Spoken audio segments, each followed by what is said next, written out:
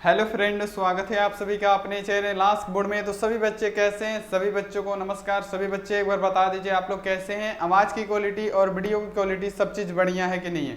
तो देखिए आज का जो क्लास होने वाला है बहुत ही ज़्यादा खास होने वाला है, क्योंकि यहाँ पे जो सीरीज चल रहा है क्वेश्चन बैंक का, यहाँ पे देखिए 2009 से लेके 2023 तक का पूरा सब्जेक्टिव का सीरीज चल रहा है, जिसमें फिजिक्स का यहाँ पे एक लेक्चर हो चुका है। आज बारी है केमिस्ट्री का। तो यहाँ पे हम लोग पढ़ने वाले हैं आज केमिस्ट्री। यहाँ पे देखिए कब 2009 से लेके 2023 तक के सभी लघु उत्तरीय प्रश्न, दीर्घ उत्तरीय प्रश्न, यानी सभी यहाँ पे सब्जेक्टिव प्रश्न आपको कराया जाएगा। तो इसका सीरीज बाय सीरीज क्लास चलेगा, तो सारे सीरीज आपको करना जरूरी है। अगर यहाँ पे ये आप लोग कर लेते हैं तो सब्जेक्टिव में से 60 से 70% आपके एग्जाम में क्वेश्चन रहता है क्वेश्चन बैंक से। ये आप लोग ध्यान में रखिएगा। तो यहाँ पे सभी बच्चे एक बार बता दीजिए कैसे हैं आप सब। चलिए सभी स्टूडेंट बताइए, सभी बच्चों को गुड मॉर्निंग। सभी बच्चे बताइए कैसे हैं आप सब। तो देखिए आज का जो वीडियो होने वाला है यहाँ पे हम आपको बता चुके हैं आज किसका क्लास होने वाला है। तो देखिए हम लोग बिहार बोर्ड इंटर परीक्षा के लिए देख लीजिए, यहाँ पे देखिए बिहार बोर्ड इंटर परीक्षा के लिए यहाँ पे देख लीजिए क्या कर रहे हैं हम लोग। केमिस्ट्री का यहाँ पे देखिए क्वेश्चन बैंक का सीरीज चला रहा है, जिसमें से 2009 से लेके 2023 तक के सभी शॉर्ट टाइप और लॉन्ग टाइप सभी क्वेश्चनों को यहाँ पे कवर करने वाले हैं। तो ये क्लास बहुत ही ज्यादा खास होने वाला है। और जैसे हम आपको बता चुके हैं कि 60 से 70% जो प्रश्न रहेगा बाबू सब्जेक्टिव का, वो किससे रहेगा? तो ये रहता है बाबू किससे? तो याद रखिएगा हमेशा क्वेश्चन बैंक का सब्जेक्टिव बार बार रिपीट किया जाता है, ये आप लोग ध्यान में रखिएगा। तो सारा सब्जेक्टिव आप लोग कर लीजिएगा। आप लोग कभी भी किसी भी ईयर का आप लोग क्वेश्चन निकाल के देखिएगा तो सब्जेक्टिव यानी पूरा यहाँ पे 60 से 70 तो मिनिमम पूरा सब्जेक्टिव जो रहता है बाबू क्वेश्चन बैंक का ही रहता है। अगर आप लोग 2009 से 2023 तक का सब्जेक्टिव रट देते हैं तो पूरा आपका बल्ले बल्ले है। तो यहाँ पे देख लीजिए, अगर आप लोग चैनल पे पहली बार आए हैं तो चैनल को सब्सक्राइब कर दीजिए, और सब्सक्राइब करने के बाद से जो बेल आइकन होता है उसको दबा के आप लोग ऑल पे कर लीजिए, ताकि जब भी लाइव क्लास हो नोटिफिकेशन तुरंत आपके पास पहुंच जाए। और देखिए वीडियो को लाइक नहीं किए आप लोग फटाफट कर दीजिए, और ये क्लास बहुत ही ज़्यादा बेहतरीन है तो इसको शेयर भी कर दीजिएगा। जो गरीब साथी है, आपके बच्चे, आपके भाई हैं, जो आपके दोस्त हैं, वो क्या करें बाबू, वो भी करें, वो भी यहाँ आप देखिए इसका मतलब लुत्फ उठाएं, और यहाँ आप देखिए उनके भी हेल्प हो सके। तो यहाँ आप देखिए व्हाट्सअप ग्रुप में नहीं जुड़े हैं, यहाँ पे हम अपना व्हाट्सअप नंबर लिख देते हैं 9135 74 20 24। यहाँ पे देख लीजिए, इस पे मैसेज करके बोलिए सर हमको ग्रुप में जुड़ना है, हम आपको क्या करेंगे ग्रुप में तुरंत जोड़ेंगे। ये यहाँ पे याद रखिएगा। तो यहाँ तक तो ये हो गया बाबू। अब यहाँ पे देख लीजिए ऑनलाइन टेस्ट चल रहा है, जाके जरूर दीजिएगा।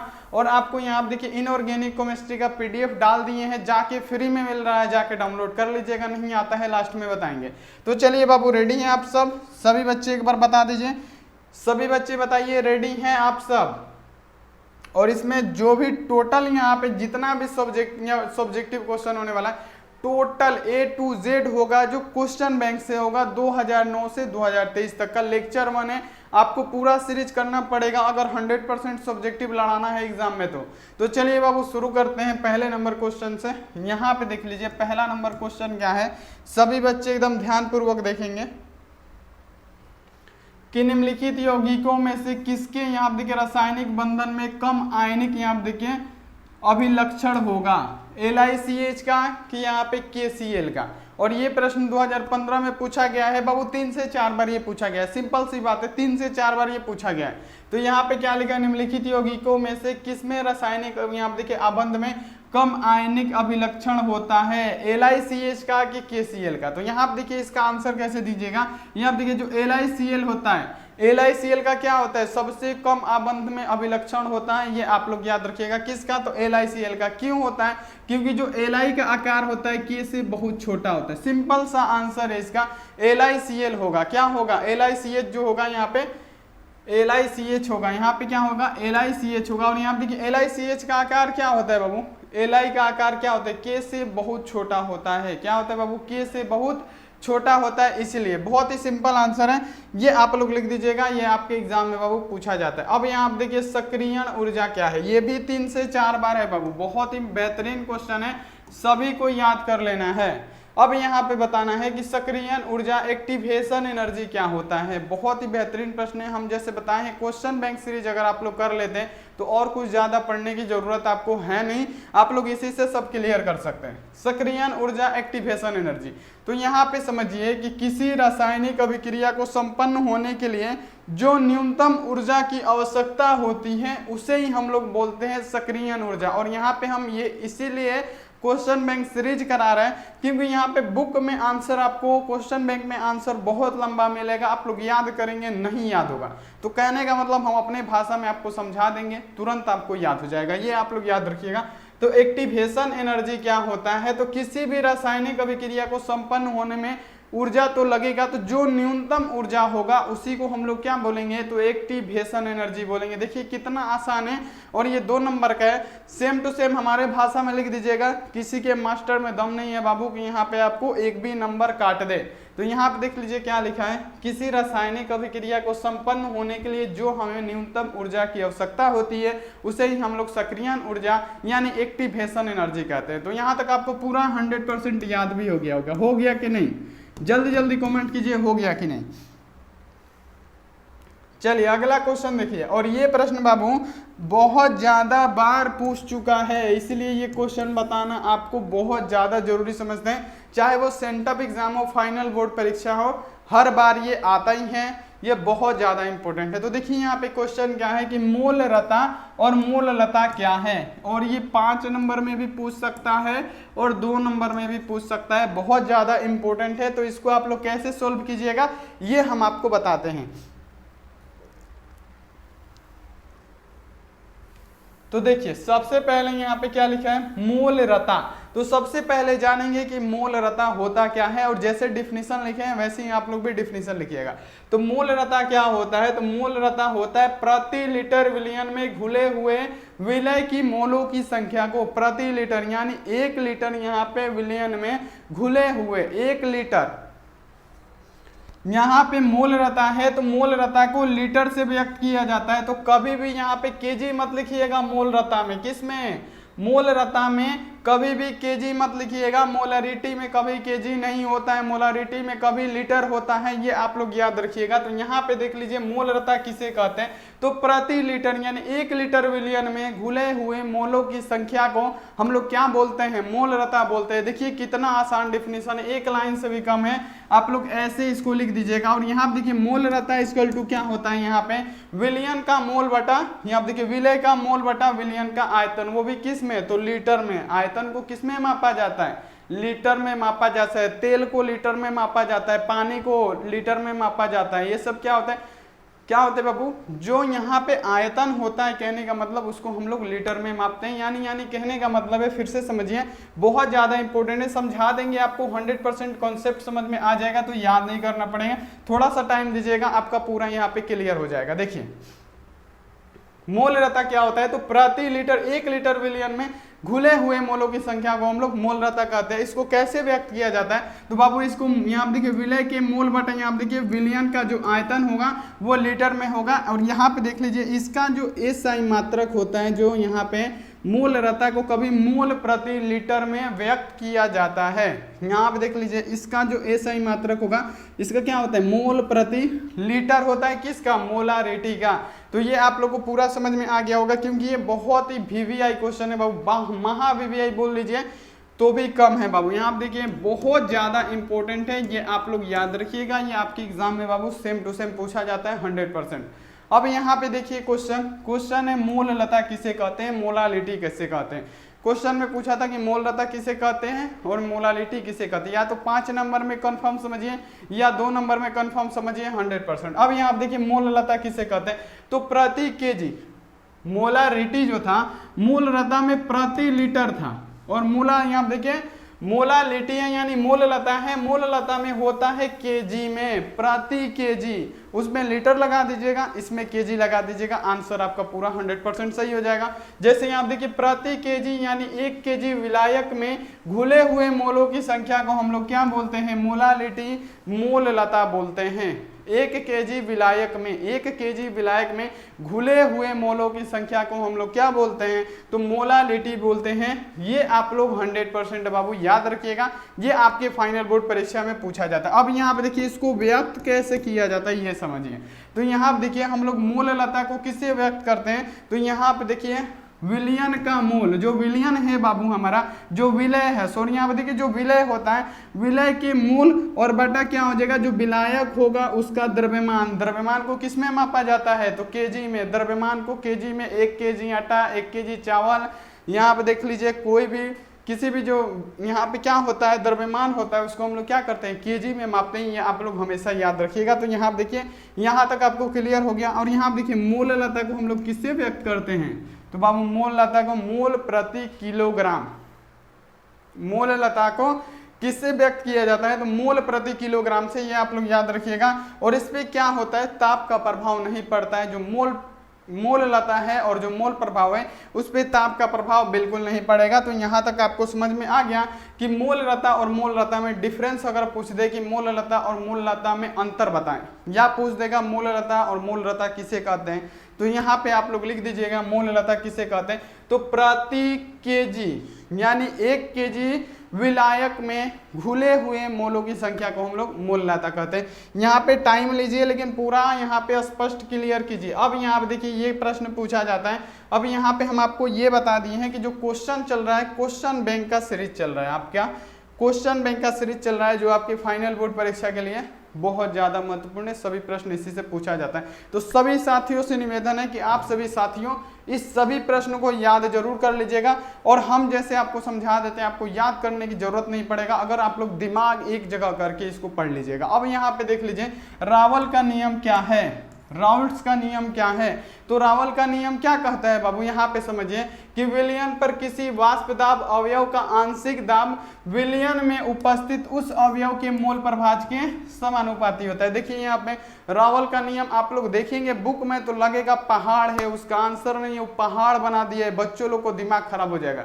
तो इसीलिए आप लोग ये सब आंसर यहाँ पे लिखिएगा, एग्जामिनर समझ जाएगा कि हाँ बच्चा में दम है। एक के लाइन में यहाँ आप देख लीजिए 100 बात का एक ही बात ऐसा लिख दिया है जो जाके क्या होगा, खटाक से एकदम उसको दिमाग में लड़ेगा। अब यहाँ पे देखिए रावल का नियम क्या कहता है, रावल का नियम कहता है तो विलयन का किसी वाष्पशील अवयव का वह आंशिक दाब जो विलयन में उपस्थित उस अवयव के मोल प्रभाज के क्या यानी मोल फ्रैक्शन के क्या होता है, समानुपाती होता है, उसे हम लोग क्या बोलते हैं, उसे बोलते हैं रावल का नियम। और रावल के नियम में क्या होता है, P समानुपाती X होता है। ये आप लोग याद रखिएगा। तो रावल का नियम याद करना है आपके लिए बहुत ही आसान हो गया है। कैसे याद करेंगे इसको कि विलयन का किसी वाष्पशील अवयव का आंशिक दाब विलयन में उपस्थित उस मोल, यहाँ पर देखिए विलयन में उपस्थित अवयव के मोल फ्रैक्शन के क्या होता है, समानुपाती होता है। उसे हम लोग क्या बोलते हैं बाबू, उसी को बोलते हैं रावल का नियम।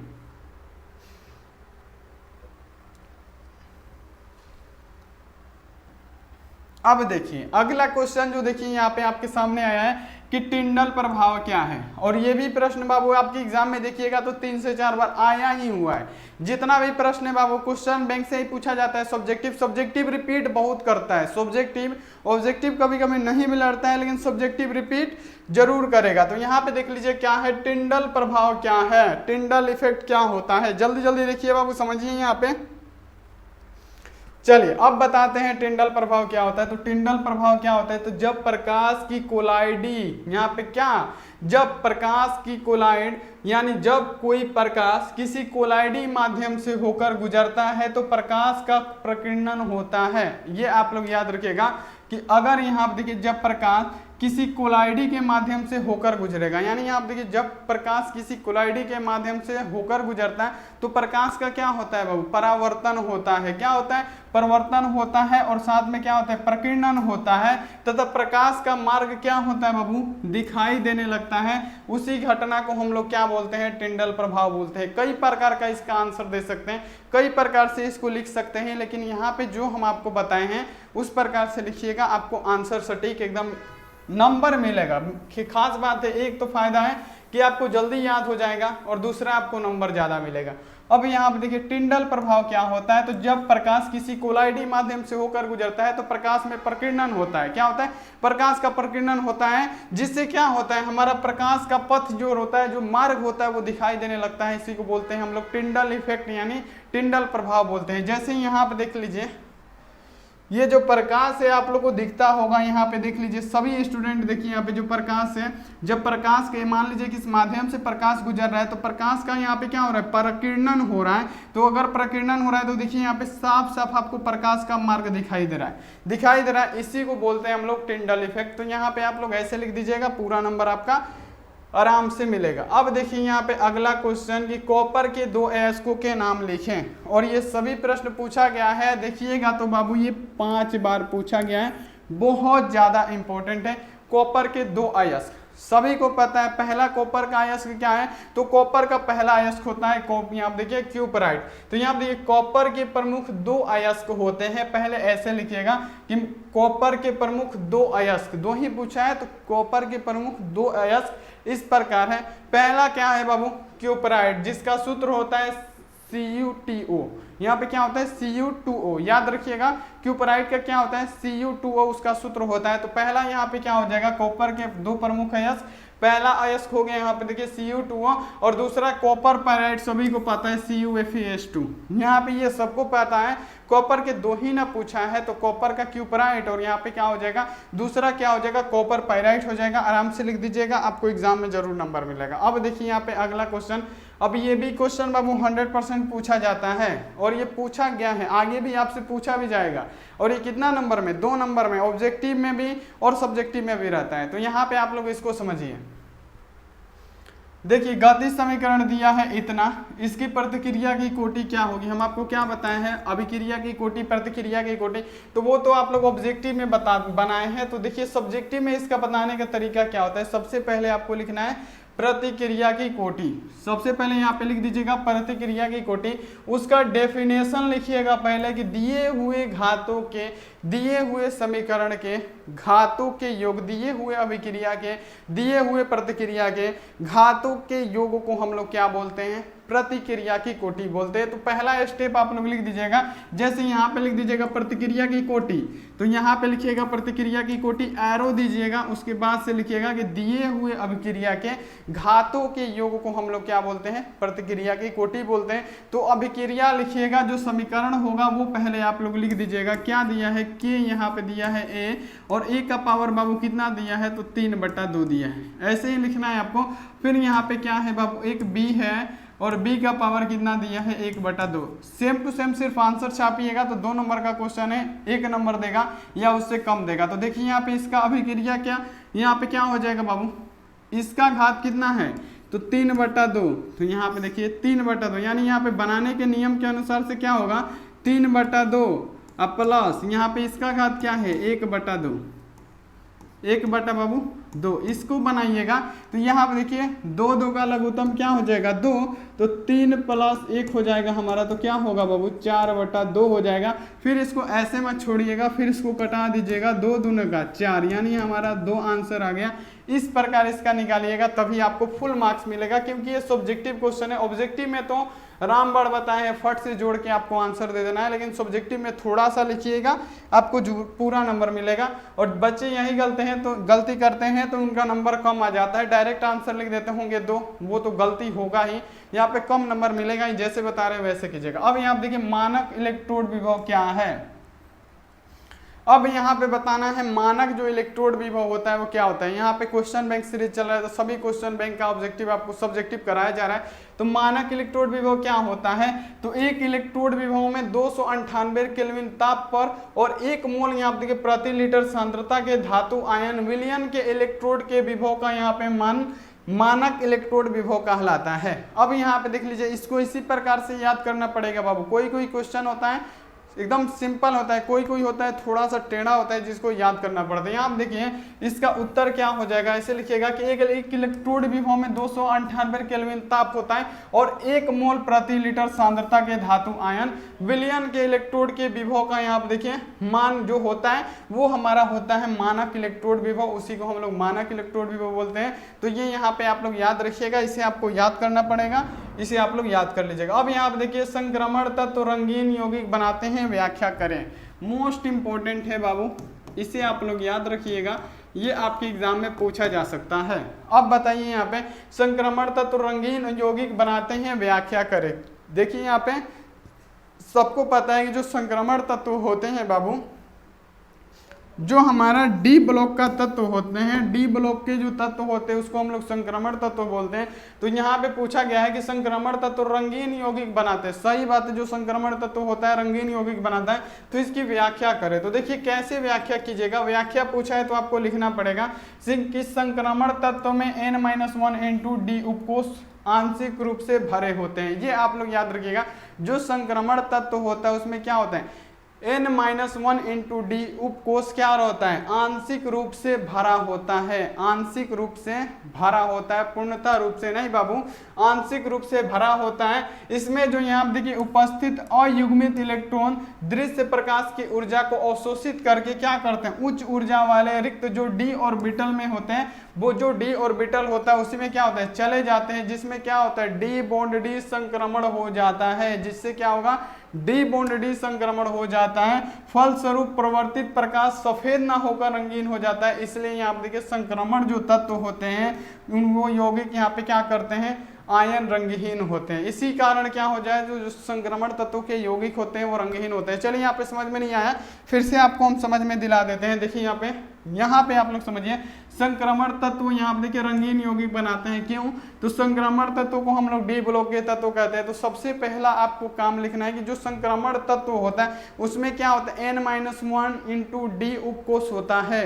यहाँ पे देखिए, और वो क्या होता है, जो N-1 इंटू डी जो उपकोष होता है आंशिक रूप से भरा होता है, पूर्णतः रूप से नहीं, आंशिक रूप से भरा होता है। इनमें यहाँ पे देखिए उपस्थित जो अयुग्मित इलेक्ट्रॉन होते हैं दृश्य प्रकार की, यहाँ पे देखिए दृश्य प्रकाश की ऊर्जा को अवशोषित करके, अवशोषित यानी अपने अंदर अवशोषित करके उच्च ऊर्जा वाले रिक्त जो डी ऑर्बिटल में होते हैं उसमें चले जाते हैं। जिससे हमारा क्या होगा, डी बॉन्ड डी संक्रमण हो जाएगा। इसके फलस्वरूप क्या होता है, जो प्रकाश परिवर्तन होता है, परिवर्तित होकर क्या होता है, प्रकाश सफेद ना होकर क्या होता है, रंगीन हो जाता है। क्योंकि क्या होता है बाबू, यहाँ पे जो दृश्य प्रकाश का ऊर्जा है वो क्या करता है, अपने अंदर अवशोषित कर लेता है और उच्च यहाँ पे क्या करता है, ऊर्जा वाले रिक्त डी ऑर्बिटल में चला जाता है। इसी कारण जो होता है हमारा क्या होता है कि सफेद ना होकर यहाँ पे रंगहीन हो जाता है।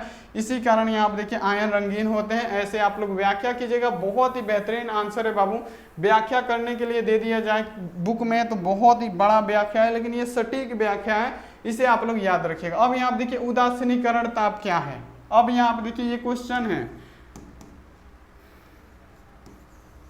सभी क्वेश्चन बैंक का क्वेश्चन है। यहाँ पे बताइए उदासीनीकरण ताप क्या है। तो उदासीनीकरण ताप क्या होता है कि 1 ग्राम तुल्यांक अम्ल को भस्म द्वारा पूर्णतः उदासीन बनाने के उत्पन्न उष्मा को हम लोग क्या बोलते हैं, उदासीनीकरण ताप बोलते हैं। देखिए कितना एक लाइन में आंसर है। देखिए उदासीनीकरण ताप क्या है कि 1 ग्राम यहाँ देखिए तुल्यांक अम्ल को भस्म द्वारा पूर्णतः उदासीन बनाने में उत्पन्न उष्मा को उदासीनीकरण ताप कहते हैं। बिल्कुल आसान प्रश्न है बाबू, और इसे आप लोग याद कर लीजिएगा। ये आपके एग्जाम में बाबू 100% आता है और आता ही रहेगा। अगला क्वेश्चन देख लीजिए बाबू, यहाँ पे अगला जो क्वेश्चन है, द्रव्यमान अनुपाती क्रिया का नियम क्या है। बाबू देख लीजिए, हम जैसे बताए थे कि शॉर्ट टाइप लॉन्ग टाइप सभी क्वेश्चनों को बताएंगे, तो यहाँ पे एक एक प्रश्न आपके लिए कीमती है, सभी को याद कर लीजिएगा। अब यहाँ पे देखिए द्रव्यमान अनुपाती क्रिया का नियम। तो देखिए द्रव्यमान अनुपाती क्रिया का नियम क्या है कि इस नियम के अनुसार स्थिर ताप पर किसी पदार्थ की अभिक्रिया करने की दर पदार्थ के सक्रिय द्रव्यमान के समानुपाती होता है तथा रासायनिक अभिक्रिया की दर या अभिकारकों के सक्रिय द्रव्यमान के गुणनफल के समानुपाती होता है। इसे ही हम लोग क्या बोलते हैं, इसे बोलते हैं द्रव्यमान अनुपाती क्रिया का नियम। यानी द्रव्यमान अनुपाती नियम क्या है, ये आप लोग समझ लीजिए कि द्रव्यमान अनुपाती नियम क्या कहता है। तो देखिए यहाँ पे इस नियम के अनुसार स्थिर ताप पर किसी पदार्थ की अभिक्रिया करने की दर पदार्थ के सक्रिय द्रव्यमान के क्या होता है, समानुपाती होता है तथा रासायनिक अभिक्रिया की दर क्या होता है, अभिक्रिया के सक्रिय द्रव्यमान के गुणनफल के समानुपाती होता है। उसे ही हम लोग क्या बोलते हैं बाबू, उसी नियम को बोलते हैं द्रव्यमान अनुपाती क्रिया का नियम।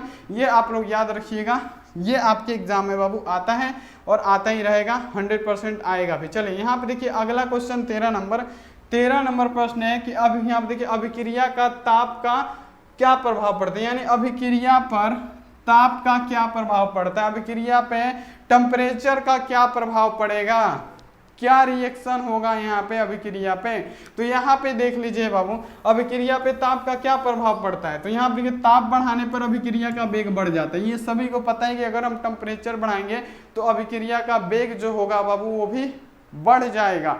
ताप बढ़ाने पे अभिक्रिया का वेग बढ़ जाता है। तो देखिए यहाँ पे ताप बढ़ाने पे अभिक्रिया का वेग बढ़ जाता है, अभिकारक की सांद्रता भी बढ़ती है। साथ में क्या होता है, जो अभिकारक होता है उसकी सांद्रता भी बढ़ती है। अभिक्रिया करने वाले यहाँ पे देखिए अणुओं की संख्या भी बढ़ जाती है। जो अभिक्रिया करते हैं उनके अणुओं की जो संख्या होती है वो भी बढ़ जाती है। तो यहाँ पे जैसे यहाँ पे पता चल गया कि अभिकारक के ताप पर क्या प्रभाव पड़ता है ये पूछा है। तो पहला प्रभाव पड़ेगा, ताप बढ़ाने पर अभिक्रिया बढ़ जाएगी, अभिकारक की सांद्रता बढ़ जाएगी, अभिक्रिया करने वाले अणुओं की संख्या भी बढ़ जाएगी, यही प्रभाव पड़ेगा। तो ये आप लोग लिख दीजिएगा, जरूर आपके एग्जाम में बाबू आएगा, तो आप लोग सही करके आइएगा। अब यहाँ आप देखिए मोस्ट वीवीआई प्रश्न आ गया, और ये प्रश्न काफी बार पूछा है, और इसे आप लोग गलती मत कीजिएगा, इसे आप लोग सही आंसर दीजिएगा। पूछा गया है शॉटकी दोष तथा फ्रैंकल दोष में अंतर लिखे। जो शॉटकी दोष होता है, फ्रैंकल दोष है, उसमें आपको अंतर लिखना है, अंतर स्पष्ट करना है। तो देखिए शॉटकी दोष क्या होता है, तो जब क्रिस्टल जालक से समान संख्या में धन आयन और ऋण आयन अपना क्रिस्टल जालक छोड़ के गायब होने लगते हैं, उसे बोलते हैं हम लोग शॉटकी दोष। तो यहाँ तक आपको समझ में आ गया कि शॉटकी दोष तो इसे कहते हैं, फ्रैंकल दोष किसे कहते हैं, तो जब क्रिस्टल जालक से एक आयन अपने स्थान से गायब होकर दूसरे क्रिस्टल जालक में क्या फंस जाता है, यानी एक स्थान से जाके दूसरे स्थान में क्या होता है, फंस जाता है। जबकि शॉटकी दोष में क्या होता है, गायब ही होने लगते हैं, अपना स्थान जालक छोड़ के गायब होने लगते हैं। और फ्रैंकल दोष में ये होता है कि अपना क्रिस्टल जालक छोड़ के दूसरे क्रिस्टल जालक में जा क्या होते हैं, फंस जाते हैं, उसको बोलते हैं हम लोग क्या बाबू, तो फ्रैंकल दोष बोलते हैं। अब यहाँ आप देखिए इससे क्रिस्टल का घनत्व में कमी आता है। अगर यहाँ आप देख लीजिए, जब धन आयन और ऋण आयन अपना क्रिस्टल जालक यानी छोड़ के वो गायब ही हो जाएंगे, तो उसका घनत्व तो कम ना होगा। मान लीजिए एक रूम में 10 आदमी है, अब आस्ते आस्ते 2-2 आदमी करके निकलेगा तो रूम का घनत्व तो कम ही होगा। अगर यहाँ पे देख लीजिए वही फ्रैंकल दोष से एक स्थान से मान लीजिए यहाँ पे खड़े हैं अपने जगह पर, और इस जगह पे आके हम फंस गए, तो रूम ही में ना है, तो इसमें क्या होगा, इसमें कोई परिवर्तन नहीं होगा। तो देखिए यहाँ पे क्रिस्टल घनत्व में अप्रभावी रहते हैं, यानी इसमें कुछ भी प्रभाव नहीं पड़ता है, क्योंकि यहाँ देखिए सिर्फ 10 आदमी है, तो 10 आदमी अपना जगह सीट चेंज कर रहे हैं, रूम से बाहर नहीं निकल रहे हैं। यानी क्रिस्टल यहाँ देखिए जो यहाँ पे शॉटकी दोष होता है उसमें क्या होता है, जो जालक होते हैं रूम से बाहर निकल जाते हैं, और फ्रैंकल दोष में अपने स्थान से दूसरे स्थान पे क्या करते हैं, जाके फंस जाते हैं। तो यहाँ आप देखो वो तो अप्रभावी रहेगा, क्योंकि वो रूम में रहते हैं, और इसमें से क्या होगा, इसका घनत्व तो कम होगा, क्योंकि ये रूम से बाहर जा रहे हैं। अब यहाँ पे देख लीजिए, यह दोष उच्च समन्वय संख्या वाले क्रिस्टल में पाए जाते हैं। यह जो दोष होता है शॉटकी दोष उच्च समन्वय संख्या वाले क्रिस्टल में पाया जाता है, जबकि यह यहाँ पे देख लीजिए निम्न समन्वय संख्या वाले दोष में पाया जाता है। ये आपको लिखना है। अब यहाँ पे लिखना है शॉटकी दोष के कुछ उदाहरण है, NaCl, KCl, KBr, CaCl। क्या हो गया बाबू, CaCl। अब यहाँ आप देख लीजिए फ्रैंकल दोष के ZnS, AgCl, AgBr, AgL, ये सब क्या होता है बाबू, ये होता है हमारा फ्रैंकल दोष का उदाहरण। तो यहाँ पे इतना आपको इंपॉर्टेंट सब्जेक्टिव क्वेश्चन बता दिए। ये लेक्चर 1 था बाबू, अगला पार्ट में और यहाँ पे क्वेश्चन होगा, यानी पूरा इसका क्वेश्चन जितना भी है कवर कर लिया जाएगा। तो अगर आप लोग लाइक नहीं किए तो फटाफट वीडियो को लाइक कीजिए, सटासट एकदम सभी बच्चे लाइक कीजिए। अगर PDF डाउनलोड करना चाहते हैं तो चलिए हम आपको बताते हैं कैसे आपको PDF और नोट्स डाउनलोड करना है। ऑनलाइन टेस्ट नहीं दिए हैं तो कैसे आप लोग ऑनलाइन टेस्ट दे सकते हैं। तो सभी बच्चे एकदम आराम से बने रहिए। चैनल को सब्सक्राइब नहीं किए तो कर दीजिएगा। सभी स्टूडेंट क्या कीजिए, चैनल को सब्सक्राइब कीजिए। जितने भी स्टूडेंट हैं एक बार चैनल को सब्सक्राइब कीजिए। चलिए सब्सक्राइब कर देना है, सभी स्टूडेंट को शेयर भी करना है, क्योंकि ये सभी प्रश्न काफी ज्यादा इंपॉर्टेंट है। देखिए जैसे यहाँ पे सर्च बार दिखेगा, आपको सर्च बार में लिखना है आस्क बोर्ड, ASKBOARD, आपको लिखना है आस्क बोर्ड और लिख के सर्च करना है। यहाँ पे क्या होगा, आस्क बोर्ड लिखा हुआ आएगा, आप लोग इस पे एक बार सिंपली क्लिक कीजिए। जैसे ही क्लिक कीजिएगा आएगा आपके सामने हमारा ऑफिशियल वेबसाइट। और आपको क्या करना है, अगर आप लोग ऑनलाइन टेस्ट नहीं दिए हैं अभी तक तो देखिए क्या करना है, यहाँ पे आपको सिंपली नीचे आना है, टेस्ट लिखा है, टेस्ट पे क्लिक कीजिएगा। यहाँ पे ऐड आएगा जिसको आप लोग क्या कर सकते हैं, हम आपको बता दिए हैं, वो आप लोग जरूर कीजिएगा।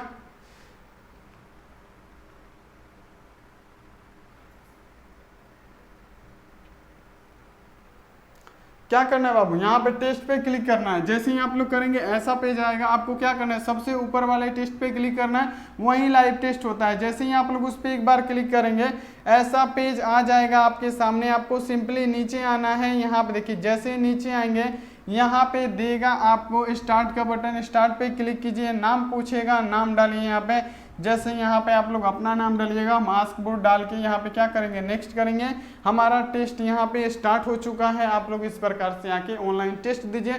जल्दी जल्दी आइए अब बताते हैं आप लोग पीडीएफ और नोट्स कैसे डाउनलोड कर सकते हैं, जो इनऑर्गेनिक केमिस्ट्री का नोट्स है। तो देखिए यहाँ पे सामने ही आपको दिखेगा,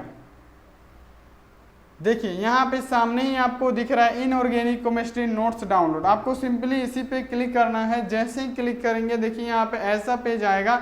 जैसे ही ऐसा पेज आएगा आपको नीचे आना है और यहाँ पे लिखा है क्या, इनऑर्गेनिक केमिस्ट्री, क्लिक हियर। जैसे ही क्लिक पे यहाँ पे करेंगे आपका पीडीएफ और नोट्स डाउनलोड हो जाएगा। तो थैंक्स फॉर वॉचिंग, मिलते हैं ऐसी अगली क्लास में। आप लोग अपना ध्यान रखिए, मन लगा के पढ़ाई कीजिए। Take care and bye.